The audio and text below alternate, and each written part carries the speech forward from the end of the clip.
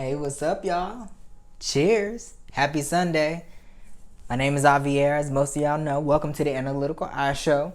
Hope y'all had a good week. We almost there, y'all.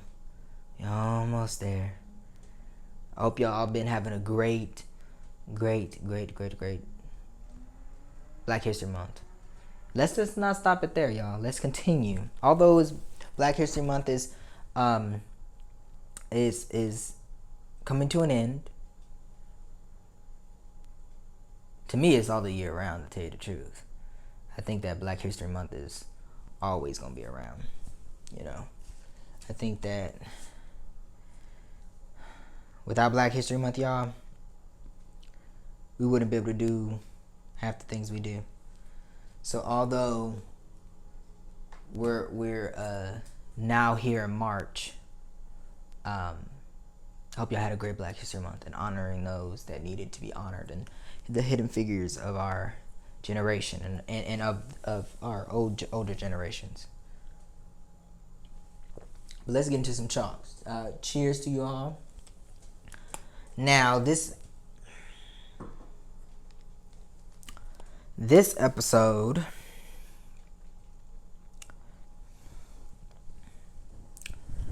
I'm about to get candid with y'all. I think I've gotten candid with y'all.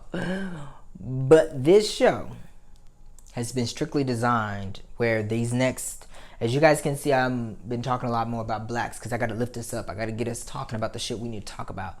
And a lot of it's going to be controversial.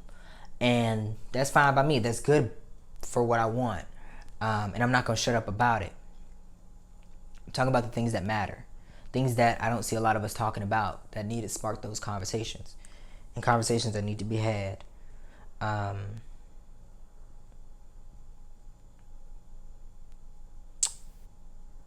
This episode, and I forgot my hat, y'all. I want to show y'all this hat. I wore it on my last episode, as y'all saw, with my black outfit on. One of my great jackets, but I want to have this on too, again.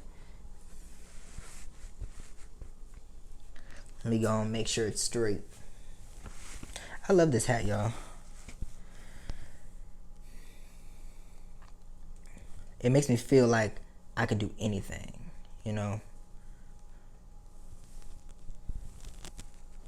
It's so easy to love you, baby. We're compatible, wonderful.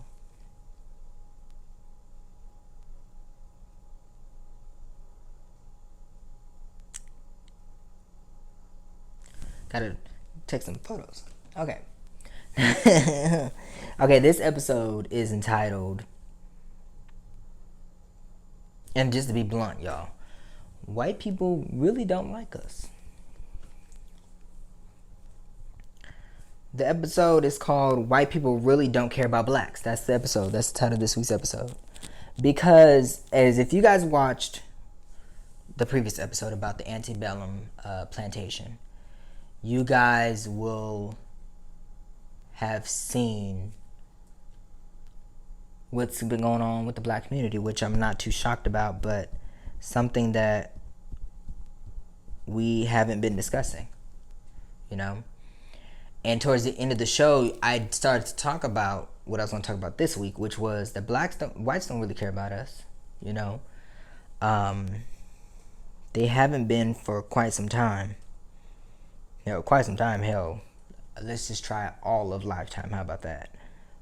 And I've told you guys in the beginning of civilization, when God created man and woman, that there was no color ever seen. The light-skinned people then realized that they were better than us, and then they said the dark-skinned people were less than us, and that's how they said, well, they're white, and then dark-skinned, as me, is black. So that's how race and gender came into play. And I say that whites don't care about us, just to get into it, is because, as y'all know, I've been watching Blackish, and a lot of these topics come from Blackish because I love the fact that how they navigate the stories about black people's story being told, and things that need to be said, and things that need to be not misconstrued is coming down right to the wire, and they're talking about them, and I love that. You know what I'm saying? And I say that white people don't care about us is because when white people truly deep down inside of us, inside of y'all, if y'all had to choose for the betterment of y'all, we'll go back to slavery. And like I said last episode, white people were all one bad decision away from calling us the N-word, wanting to imprison us. Hell, they already say when a black person comes into the community and a crime happens, they always blame it on the white person, the black person, or they'll say, see, that's why people don't like blacks, and then they start generalizing all of us black people together, and we're all the same now. We're all the same. We don't have families. We don't have our livelihoods to think about. They just see another black person that they can just throw into the box, into the mix of everyone else in prison, you know? And it's sad that it has to be that way. It's sad that it is that way, you know? One of the examples I want to give you guys from Blackish in regards to this was they were talking about how whites would turn on us for a nickel and a dime, you know?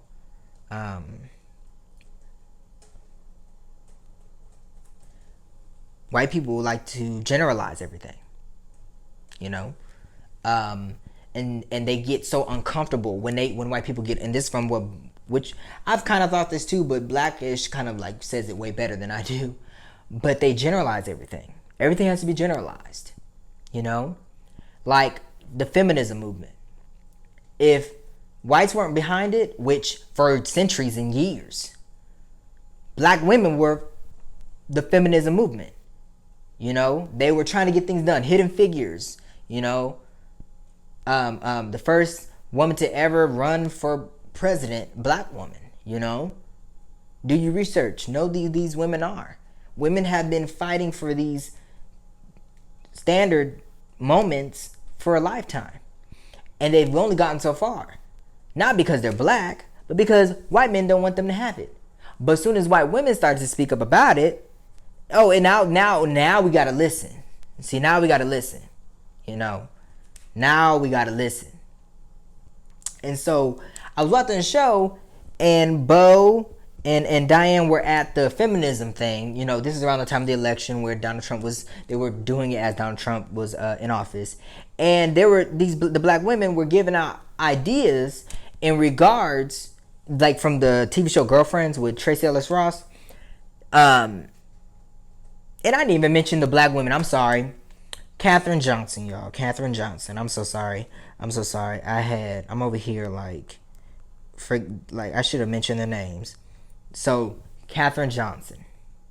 You know, that was the first woman. She was a really smart woman. You have Dorothy Vaughan. And you know, you get to know these women, okay? From Hidden Figures, the movie. Now, don't just watch the movie, but study them. Study them. It's imperative that you do. Because these women were they were the reason that we would able to get to the moon.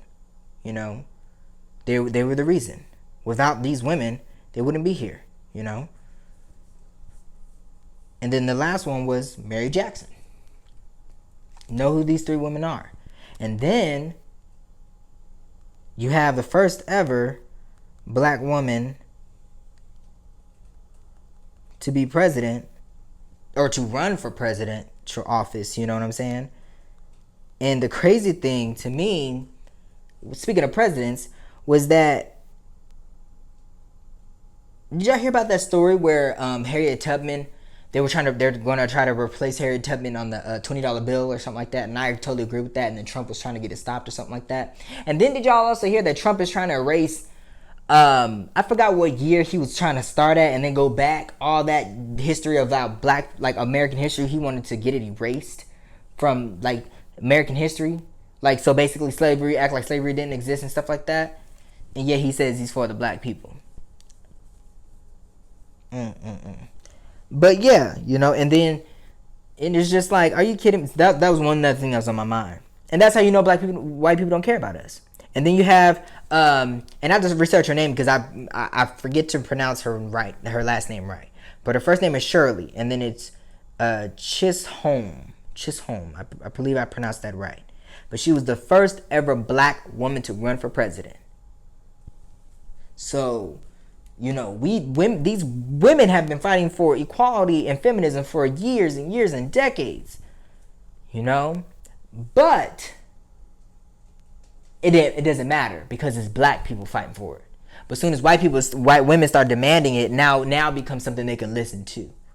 You see, when white people don't believe in something, or if it doesn't affect them, they're not going to care. But if black people are fighting for a cause, and white people can fight for the cause too, now white people starting to speak up about it, so now it becomes an issue because white people are speaking up about it. You see what I'm saying? It's crazy. They don't think about us or care about us unless it affects them too. That's when they're gonna speak up about it. That's why do you don't think there's as many white people standing up for police brutality as black people or minorities? Because they're not experiencing it. But I bet you right now, if they experienced a whole bunch of police brutality, they'd be out there marching for laws and stuff. They would get legislations passed. Biden will be on it, Trump be on it, everybody be all on it because it's a problem now. But black people, when we protesting about something, we just protesting and watch out flashbangs, watch out grenade launchers, watch out TNT, whatever it is, cherry bombs. Not to get funny about it, but you know, I have to throw something else funny in there. But you know, it's not a problem until white people speak up about it. You know what I'm saying? And I truly believe, in my heart of hearts, and this is the only time I'm gonna speak about it, because it doesn't pertain to me. But the only reason why the LGBT community has gotten advancements this far is because of white people. Let's be honest. Let's be honest. And this is the only time I'm gonna speak about it because it ain't my field of expertise or area. But I know for a fact, without white gays and lesbians, LGBT would not be as far as it is right now. And let me tell you the reason why. Because remember back in the day in the international countries and even back here in America, people were gays and lesbians and stuff were all being found cut up, dead, shot up, and stabbed, and the cops would never find out who did it because they were all happening to minorities and blacks. They didn't care. They didn't care. It wasn't white people standing up for us saying, hey, it's wrong. They didn't care because it wasn't their own, and they were trying to protect their white community from grabbing hold of it like it was an HIV virus, or if it's a STD or some disease that you can catch like COVID, where everybody can be prone to it, or the swine flu or something like that. You know what I'm saying? And then that's when whites started coming out, oh, mommy, daddy, I'm gay, I'm coming out the closet, I'm gay, and then, or lesbian, and then white people start getting out there marching. And so a lot of black people are and I'm talking about this right now is because they were pissed off at Lunel about something she made a post about for LGBT, and they was like, why would you make that post in Black History Month when it has nothing to do with black people or the Black History Month? And I'm gonna tell you from my position, I understand where they're coming from. I understand where they're coming from, and to a degree, well, not to a degree, but I do agree with them. There's a reason behind it. I'm not giving my reason because I'm not even going into that field, because once you go in there, then you become the problem. So I'm just gonna leave it at that. I understand, then I don't understand, but I agree with those people that have a problem with it. But like I'm saying right now, if white people were not a part of it, there would not be as much advancements, because there's some black people out there, and a lot of black people, because of Lunel's post, they're pissed off because, you know, and a lot of people are like, well, black people, we have less things, we have suffered for longer, and our advancements aren't as great as theirs are. And so, and the reason I have the answer for that is because white people are part of it. White people can't be black, so they can't fight for us. And they're not going to. But LGBT, they can. They're going to, because now it inflicts their own ethnicity now. So now it becomes a problem. So that's why they've gotten advancements for the bathrooms and marriage and stuff like that because white people are not proud of it. Hate to say it, but it's the truth. Now, moving back to what I'm talking about, because I'm talking about black people. This ain't about them. This ain't about whatever else. This is about black people. So let me get back to what I'm talking about. But the reason why I had to say that is because if you truly understand and look at it, if it does not involve white people, if it does not affect them, they do not care. They do not care. They don't. Let's just be honest, Let's just be honest about it. Let's just be honest about the situation. They do not care. They and when they, and like I said, when they get uncomfortable, they tune us out. But guess what? I want you to be uncomfortable, white people, because it needs to become a norm where Black history is taught in our schools 365 days of the year, not just on Black History Month, and we only learn about Martin Luther King, Rosa Parks, and Malcolm X, and Harriet Tubman. We already know about them. Everybody already knows about them. Not everybody, but we need to find a better way to implement Black history 365 days out of the year into the schools, especially these rich white private schools. We do. Because then it will affect of how they treat us in the future. I really do believe that,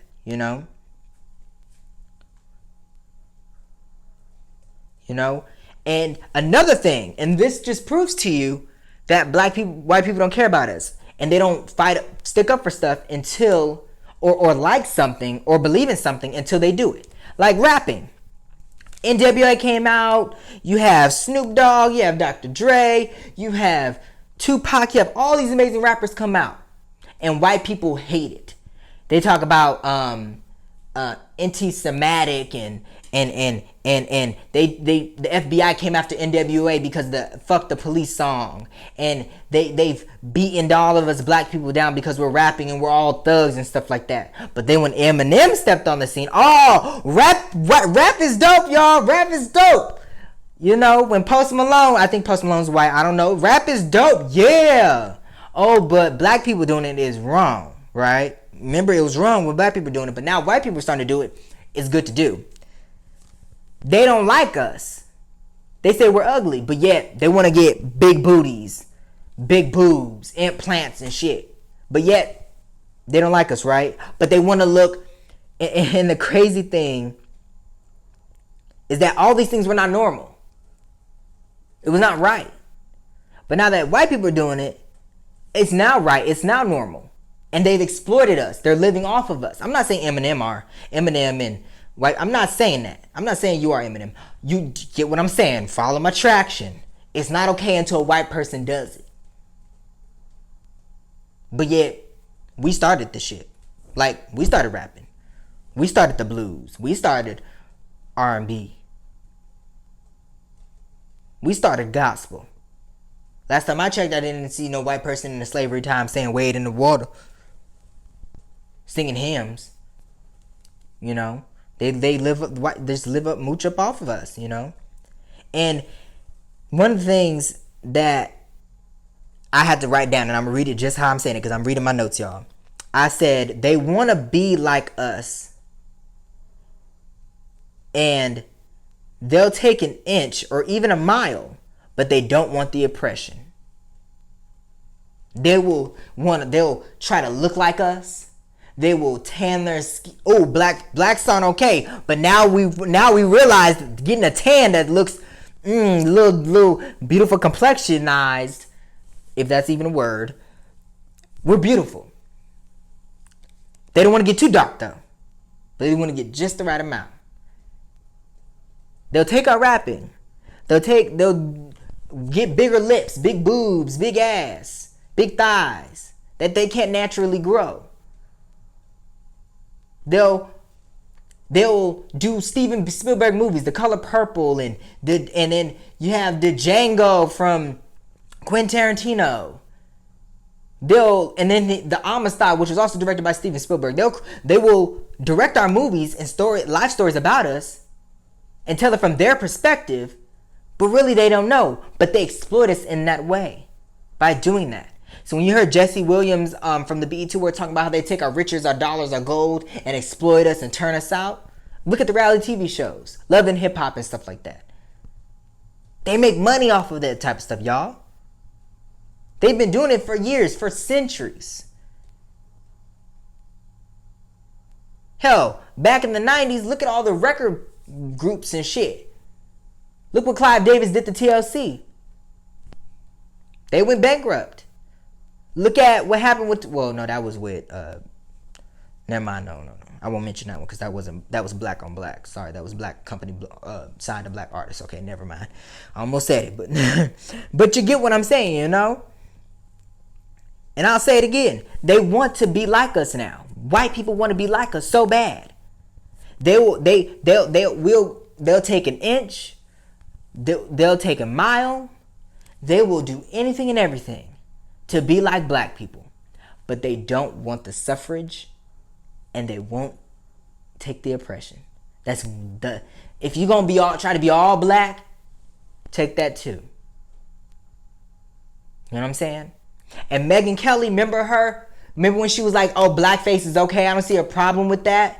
Remember last week I was talking to you about the antebellum plantations and stuff, and how Chris Harrison didn't see it as a problem for it being okay it's okay in 2018 or not okay in 2021, when I told you guys it was never okay and stuff like that, and he was like, he doesn't see the big deal and stuff like that. I didn't even watch the full interview. I just watched the Wendy Williams show and happened to catch it from there, because I only knew about the story, but I didn't know he said something about it. And he should not just only step down. He should never get hired, not just in Hollywood, but across the board ever again. But he's white, so it's okay. They're going to hire him back again. That's okay. They will. That's okay. But it amazes me that, and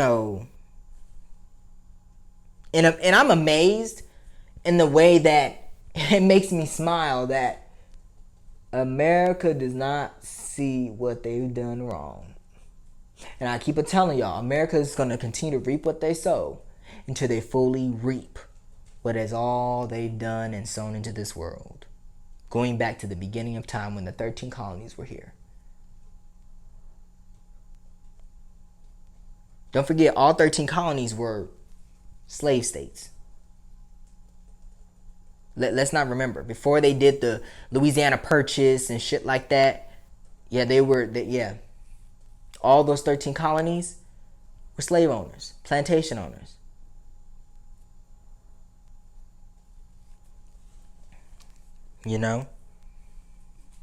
So although I say that Republicans really they were the ones that helped free and abolish slavery, they were complicit in the slavery too.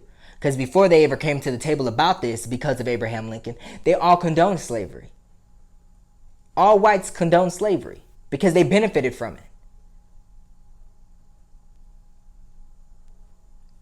You know what I'm saying? Democrats, Republicans, Independents, all white people benefited from slavery. They still do. Hell, without slavery, a lot of shit wouldn't be here. Cotton, factories, all this shit wouldn't be here. But see, remember when the cocaine pandemic happened, they didn't care about us. They said, oh, remember, because I told you on that episode, I said, remember what Miss Reagan said, First Lady Reagan said? Say no to crack. Well, I'm telling you the same thing, white people to opioids. Say no. Oh, but now it's a problem with, when black people did crack, oh, they're criminals. Oh, they just throw them away in jail. Who cares? But white people, oh, they're mentally ill. We need to get them help. We need to give them health care. We need to get this. Oh, my God. Throw their ass in jail too. White people don't care about us. White people don't. So that's why when I grown up in school, I never listened to any of my teachers. This is like, because my mom never raised me black. Like, she never raised me to, when you're walking down the street, I better be careful for the cops. Never that, because my community wasn't bad like that. And it wasn't never where cops came to the neighborhood and there was police brutality. Because every cop at the young age I ran into were good cops. Honestly, truly. I never had an issue growing up where I've seen my mom or anybody held at gunpoint by the cops or anything, unless they deserved it and needed it because they were acting a damn fool or had a gun or, came by. You know what I'm saying? I never had that. So thank God I didn't. But my mom never taught me what it was like to be black. Not just because we weren't living in that type of community like Compton or Detroit or DC or something like that, but also just because she was too busy trying to provide for me, make sure I had a roof over my head. And I feel as black people, yeah, it's good to teach your sons and daughters about what it means to be black in society. But I'm appreciative that my mama didn't, because I feel like it would have tormented me and traumatized me to always be on guard, always because my skin tone is a problem. I now have to face the inevitable that there's going to be a problem that's going to happen with me one day. And then I would have never had the full chance to fall in love with my blackness without any interception of hate, derogatory. So growing up, I never had the issue with my color until I stepped into Mexican school and they were calling me chocolate. But at that age, I was now starting to fall in love with my blackness because I was like, I'm the only one that's black. Okay, now look at me. Look how sexy I am. I'm looking good, looking tight, looking right, looking good in my school pictures and stuff like that. And then I started getting so definitive in myself when one of the Mexicans, and that's the thing, you Mexicans be talking all that shit, talking about negro and chocolate. When I'm the only black person in the school, I know who the fuck you talking about. You ain't talking about nobody else, because ain't nobody else in here but black with me. So then, I got into fights with Mexicans that way. But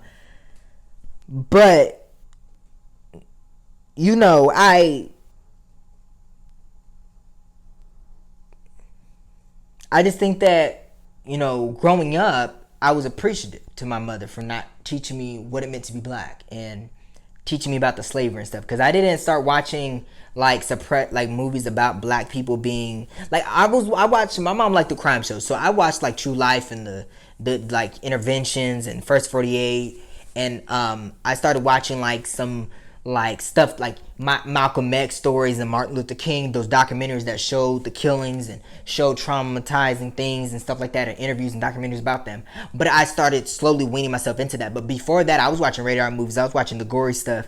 So it built me in a way to when I got to this stuff about my own people, I was able to have a tough shield on about it and learn about it and be amazed at what they've done to where we gotten to this point in our lives today as black people.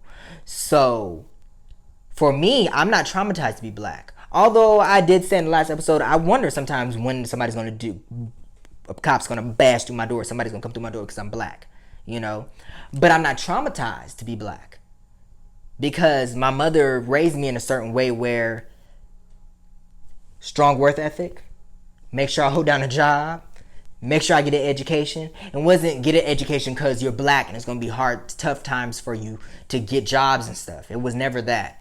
It was because you can end up like Pookie on the street or Peaches on the street, drugs. It can mean you getting rushed to the hospital because of gunshots and stuff, Or you could be just having a whole bunch of kids and bounce around, moving into people's houses and staying there for a couple of months, then moving to somebody else because you done worn out your welcome at their house. You're going from house to house flopping or house flipping, whatever it's called, house bouncing, whatever they called it. I know it's something. It's called, is it called house flipping or it's house something, like, where you just bounce from house to house to house to house, and so y'all know what I'm talking about. I think it was called house flipping, house hopping. I think it was called house hopping, and hold on, y'all know my shit be always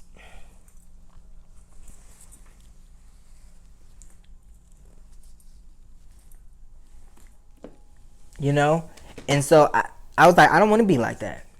I want to have my own place. I want to struggle and make it, and so that's why I was like, well, I can't, and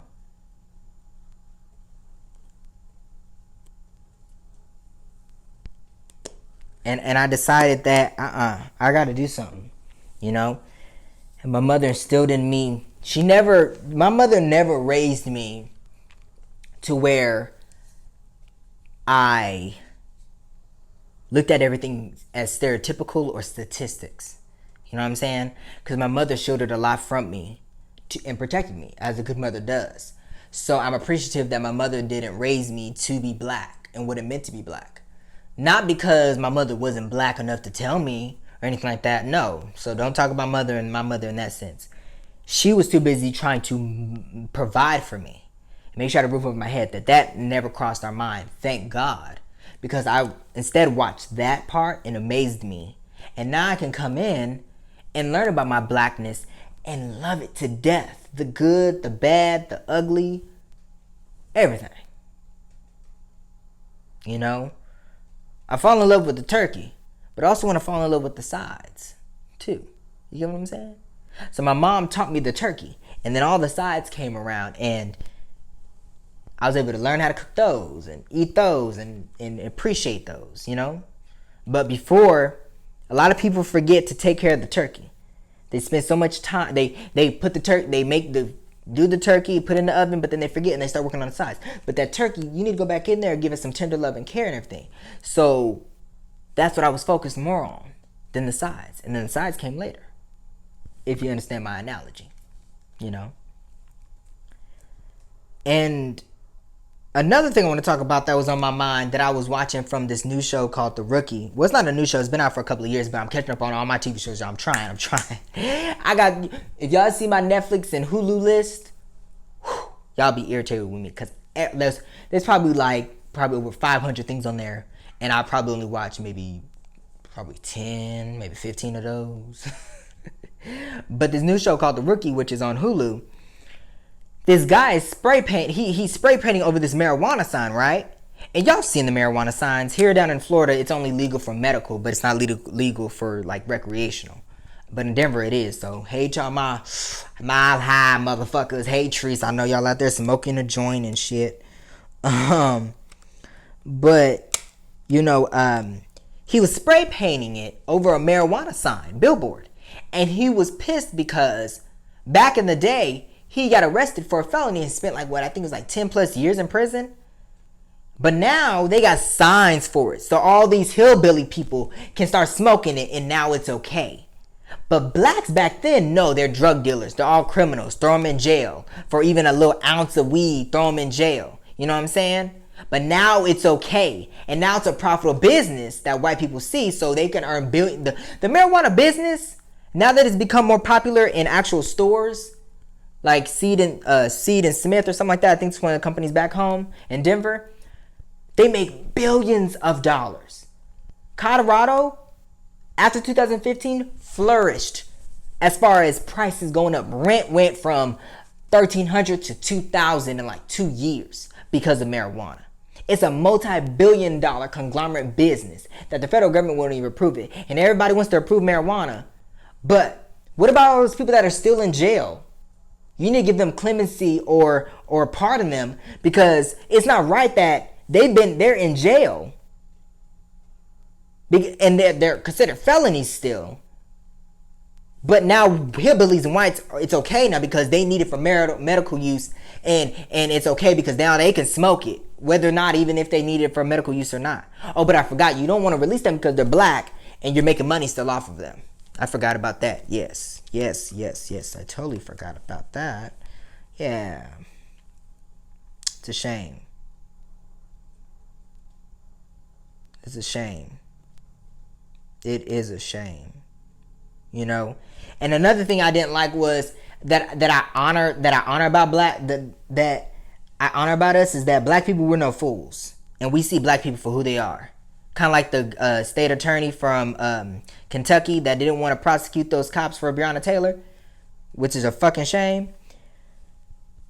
When I was watching Blackish, they were ready to vote one of the women from that's a sheriff as a new councilwoman, without caring about her background. And one of the girls said, from Girlfriends, she said, well, wait, I heard about that sheriff. Her department has a lot of files and complaints about excessive force. And they said, who cares? She's a woman, vote her in office. White people will do that type of shit. They don't give a damn if you've been corrupt all your life. They don't give a damn about none of that. If you can advance what they want done, they'll put you in office. And I'm like, what? And this was one of the reasons why I didn't vote for Hillary, is because I feel like a lot of people, as long as it's to make history, people will vote for whatever in office.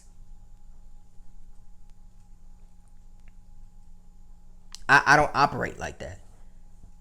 If anything, I wanted Michelle Obama to run. If you wanted to ask me, I wanted Michelle Obama to run.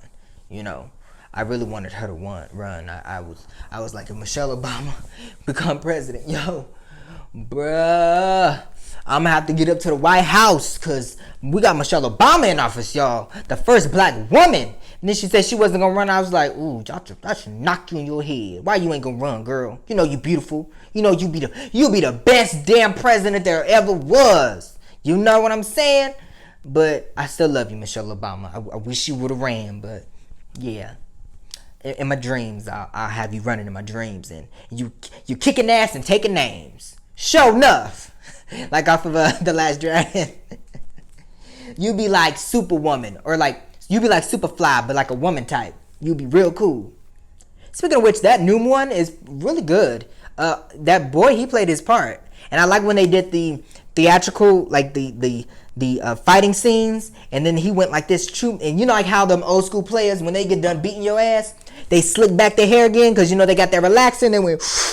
I was like, that's what the fuck I'm talking about. I still like the old school Superfly, but this one was really good too. I really liked it. It was really good. If you ain't watched it or had a chance to watch it, watch it. It was really good. It was really entertaining. But what's that boy's name? Because I know he's on Grownish. Damn, my damn phone's going dead, y'all. Hold on. Let me try to find his name. Let's see.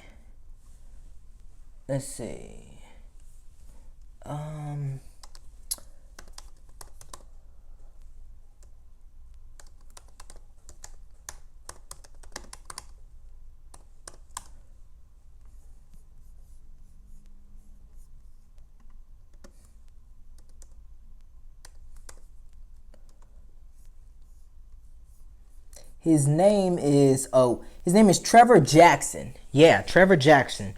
Man, you played your goodness in that movie. You did. You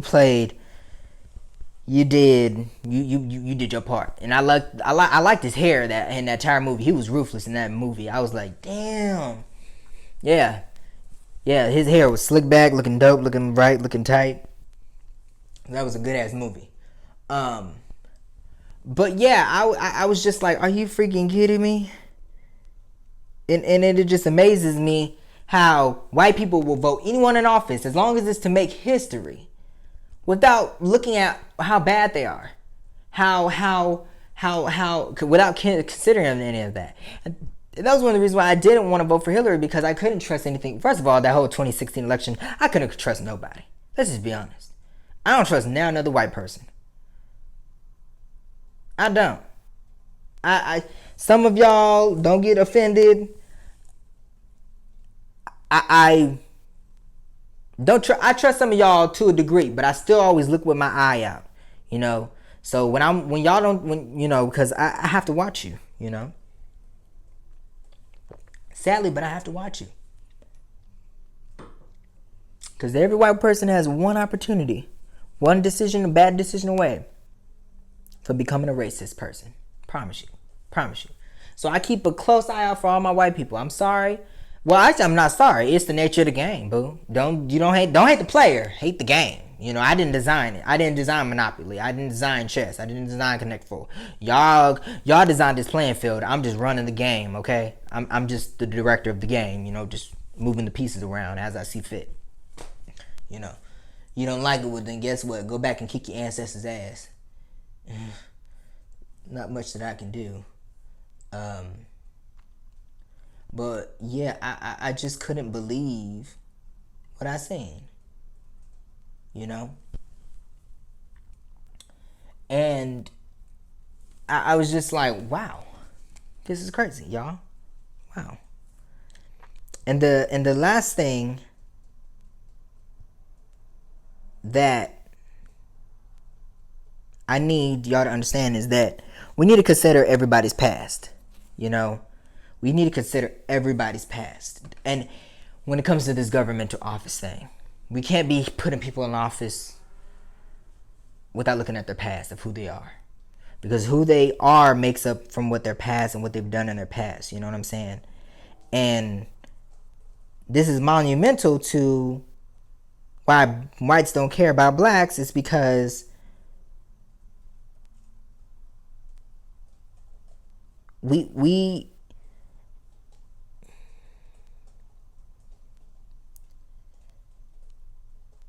white people don't hold themselves accountable. You know, they can have a fucked up ass past. They can do anything and everything, but still get elected in office. But I bet you, with the amount of shit that Trump has done, if Obama did, man, they would have threw him. They would, child, shit. Why are we still talking about this bastard? This bastard is out of office. I promise you, this is the last time I'm ever gonna say his funky ass name on my damn show. No, for real. From this day forward, I'm not even gonna say his name. I'm not even gonna say over there, man. I'm not even gonna allude to him anymore. I'm not giving him no more time of the day. You know what I'm saying? But whites don't, and I keep saying this, whites deep down inside, eventually, if they had to choose, they would turn against us. They would. Deep down in the crevices, parts of their soul, every white person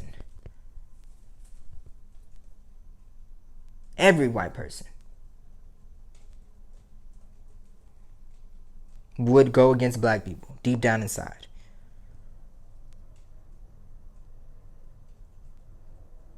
They don't know about our oppression, you know. They don't know about the things we've gone through. They don't know about nothing. They don't know about the sacrifices made so that way they can live sky high and be happy and just be who they are, you know.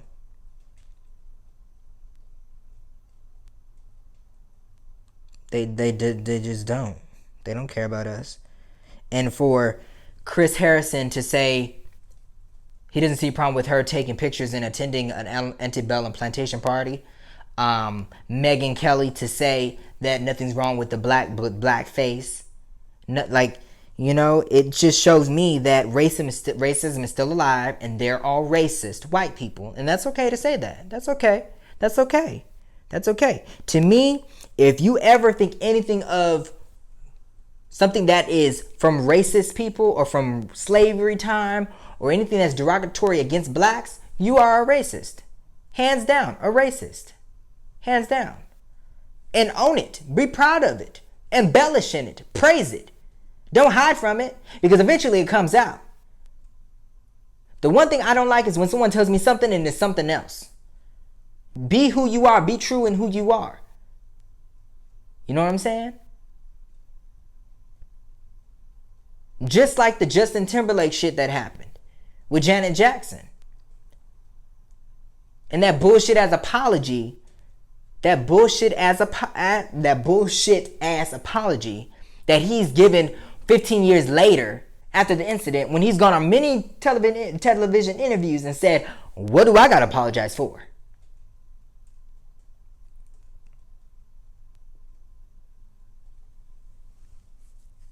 He only apologized because he's under the pressure. He wants to get everybody to get off his ass. Well, guess what? I'm not getting off your ass, motherfucker. I'm going to be on your ass like white on rice. All you had to do was one motherfucking job, and your funky ass couldn't do that. And I know damn well Janet Jackson sat up there and practiced and practiced and practiced and practiced and practiced to get it right. Because Janet Jackson don't jump on stage without practicing. Ever.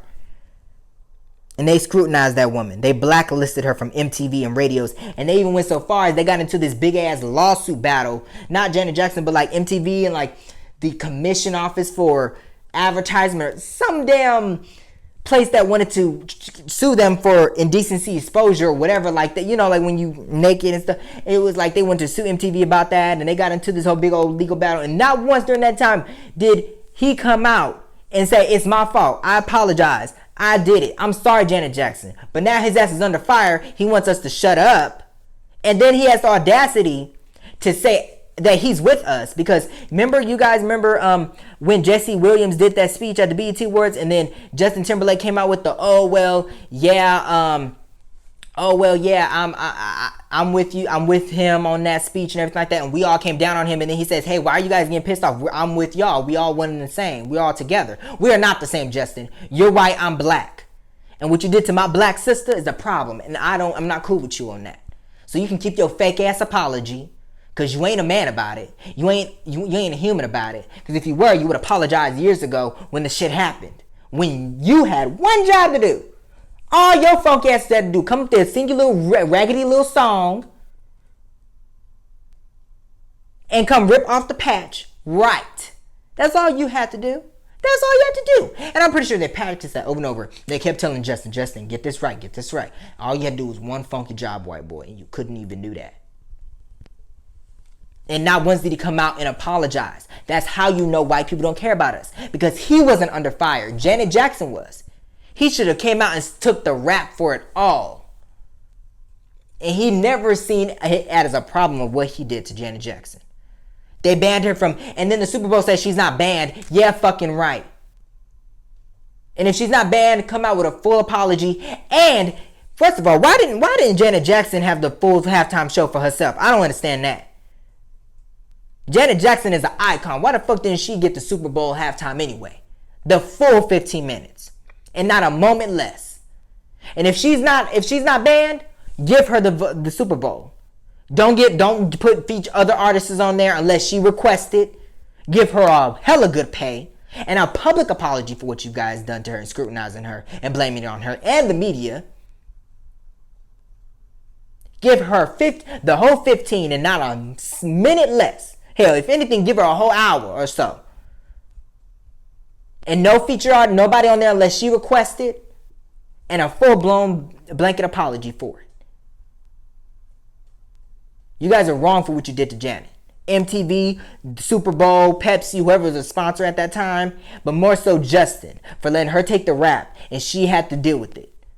Because I always wondered at that time, I was like, why didn't Janet Jackson come out with more music? Why has she been gone so long and she was in Tyler Perry movies and stuff like that. She hadn't been doing music for a minute. And then I didn't realize, I knew about the scandal, but I didn't like, when you were young, you didn't connect the dots on all that stuff like that. Because I was only 4, I was 4 at the time when that happened. You know? And I'm just like, are you fucking kidding me? Really, Justin? And as white people look at it, it's like, oh, this white boy ripped out this black girl's boob. Oh my God, that was so hot. Justin, more shows, more sponsorship, more this. Yeah, Justin, good job. You did your, yeah, boy, dap on the fist. You know, that's my boy. Yeah, boy. How did her boob feel? How this and all that? You know, that's what the fuck they did. And he celebrated that shit. If anything, he probably did that shit on purpose. But not once did he come out and apologize until now. So, Justin, keep your fake ass apology, because we don't want it. And stay clear from me, because we not cool. We not cool, bruh. You ain't even my brother. You not even my bruh. We not cool, man. Don't come nowhere near me, because me and you got a problem now. Because I don't condone what you did to Janet. No offense, not to be rude, but I don't really care about Britney Spears right now. I'm black hindsight right now. I only see black people. If it ain't black, then they ain't got no business, nothing to do with me. I have a problem with everything. I just... But the shit he did to Britney Spears wasn't right either. Especially that damn interview he did where he was coerced. Well, not even... No, fuck that coerced. He wasn't coerced. He was... one of the interviewers asked him a question and he said, yeah, I fucked her. Yeah, I fucked her. Yeah. And he was like, did you hit that, bro? Did you pound that? And he was like, yeah, I did that. Yeah. He's like, all right, y'all. I'm not gonna lie. Yeah, I did it. Like, what you do? Who does that? That ain't a Playboy move. That's not something dope to be proud about or to talk about and all that. That's wrong. Just. But I'm telling y'all, white people don't care about us. So you need to get with the program. They've been exploiting us for the longest. Hell, they exploited us to get rid of the Black Panther Party. Oh, you ain't... Oh, yeah, you don't know about that? Okay. Well, wait till that movie Judas the Messiah comes out. Watch that. You know? They've been exploiting us for the longest. White people exploit us for the riches, the gold, and the money. They don't care about us. They've never cared about us. That's why, and honestly, I don't trust. I don't.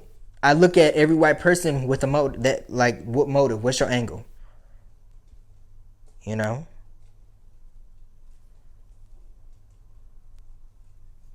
It's the way it is. You know. And y'all might not like what I have to say, but it's the truth. You know. It's the truth. A lot of things in this world would not have gotten done. The reason why black people are still oppressed is because white people don't care about it. It has nothing to do with them. You know, they can't be black. You know, but they can have women's suffrage. They can have gay and lesbian people. They can want marijuana.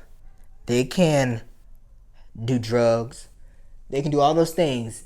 And when they do it, it's a problem that they're oppressed in their society. It's oppression. So they got to rise above it and fix it.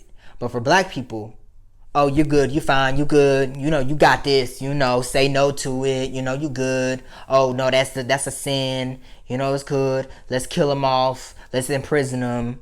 You know, let's give them years away from their family. Let's put their kids in the system. All that stuff like that, you know. Black people were blamed to some of the stuff, but white people got to lay it at your feet. The whole poundage, the whole stadium at your feet. It's the truth. It is the motherfucking truth. But we're going to keep on fighting, y'all. Keep on fighting, my black people. You know, got to do what we got to do. But I hope y'all had a good Sunday. Hope you enjoyed me talking with y'all. God bless y'all. I thank y'all for watching my show. Next week, I don't know what we're going to talk about next week, but I'm going to bring something else to you. I got something in mind that I do want to bring to y'all attention. You know, I got a couple of things in mind that may be of use to you, you know. I'm going to be talking about us black people a lot, and some of it may be the same story, connected all to the same shit, but hey, either deal with it or get off my damn show. You ain't got to watch me. But it's okay, though. It's okay. I'm cool, you know, if you don't want to watch me no more because you feel like I'm too black. Well, guess what, honey? I'm blackity black. And another last couple of things, because see, I'm looking through my notes, because a lot of notes I write, I don't connect them all together, but one of the things I do want to say is in the deep, dark belly of America, KKK, they're still practicing slavery. They're still practicing the olden days where they worship, they pray to God, you know, and they worship those olden days. They do. And they pray that God and the devil will clash, and they soon can then come in, and while that feud is going on, they take us back to slavery. They stay ready for the day that will come where they can get back to Jim Crow, the plantations, their cotton fields being manicured by black people and Africans and Negroes, you know. They will. That's what they do. In the deep, dark belly of America, KKK, that's where America stands, even to this day. So those Confederate people and ones in the sheets and shit, they're still hide. They're not just hiding in plain sight. They're out there in the world.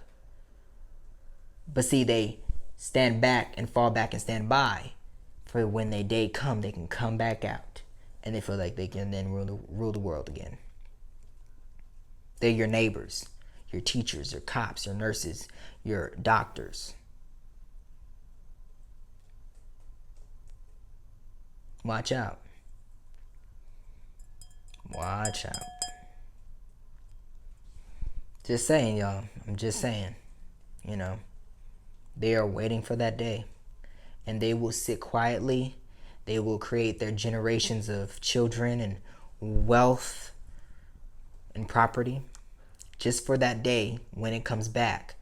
they'll grab it by the reins and hold on to it. But black people, we gotta have the balls in this hand. We gotta have the balls in this hand and the purse strings in this one. And make them a non-factor. It is what it is, you know. But thank y'all for watching this show. Is there anything else I need to share with y'all? Cause see, I be on one. I'll be on one.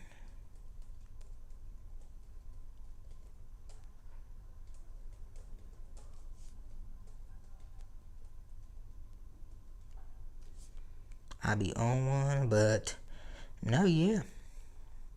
I'm good to go.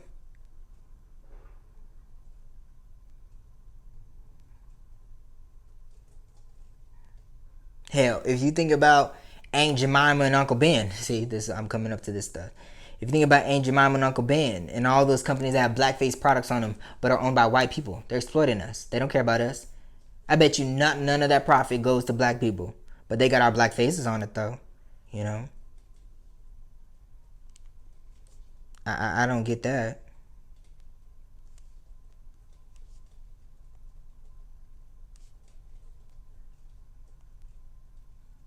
You know, they just exploit us, y'all. They don't care about us. So y'all need to realize that before you start becoming business partners with them and shaking their hands and stuff like that. They are slide by people, doing slide by deals, doing slide by business, but making real money on slide by everything. Don't give them an inch, because hell, they will take a mile. But they don't want our oppression. They don't want our suffrage. Remember that. All right, well, I love y'all. Cheers. Have a good Sunday. You can follow me on Facebook, Instagram, and Twitter at Javier Vassal. You can follow the show on Facebook, Instagram, and Twitter at The Analytical Eye Show. Except for Twitter, I keep saying The Analytical Eye Show, but on Twitter, it's I Analytical. So don't forget that. But I love y'all. Have a good Sunday. Cheers to y'all again. And I'll see you next week. Peace.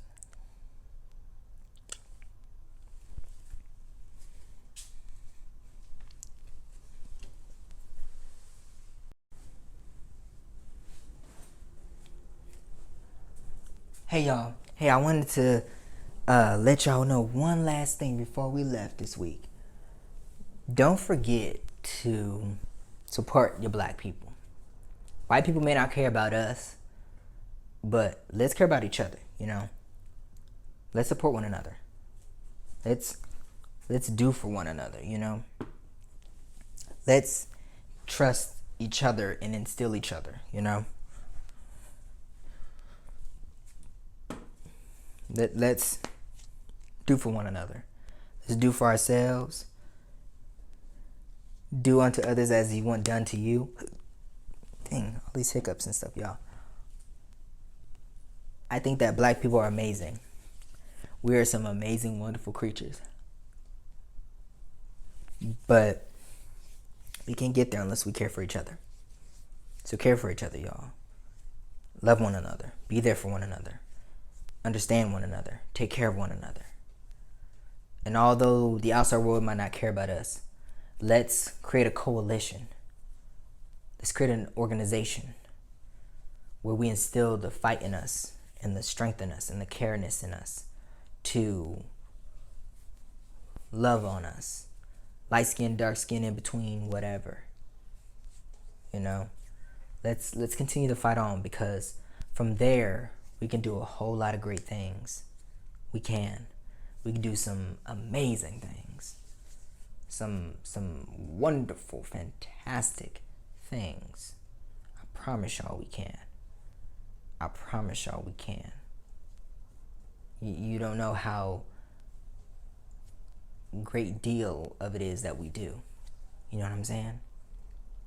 So make sure y'all do so. Make sure you understand the value of being black and the value of being who you are, and don't be traumatized by your ethnicity, your skin tone, your race. I know we have a long way to go where we get from that because of all the things that are going on in our world against black people. But don't forget to celebrate more than anything who you are and why you are who you are and why God has chosen you to be part of the oppressed. Because the oppressed won't stay oppressed for long. We won't, y'all. We got to continue the fight, continue the uncomfortable conversations, and let's continue to spark these conversations. Let's continue to talk about it, to make it normal. Just like how there's a stigma amount around mental illness, there's a stigma around this, and it's a taboo to talk, and to talk about sex. Remember, it's taboo to talk about sex.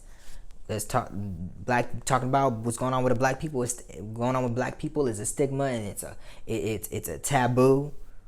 Let's end that. Let's end that, y'all. Let's end that for the sake of all of us, for the sake of for our ancestors. You know, we got to do what's right. We got to do what they couldn't do.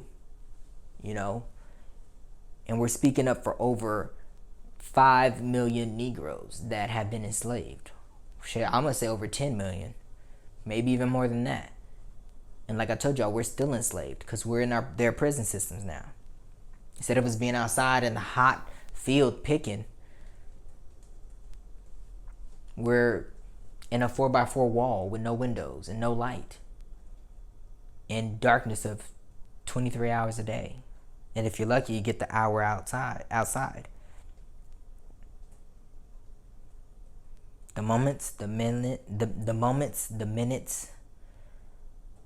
the hours, the milliseconds, the days, the weeks, the months, the years, the decades, and even the centuries to come matter.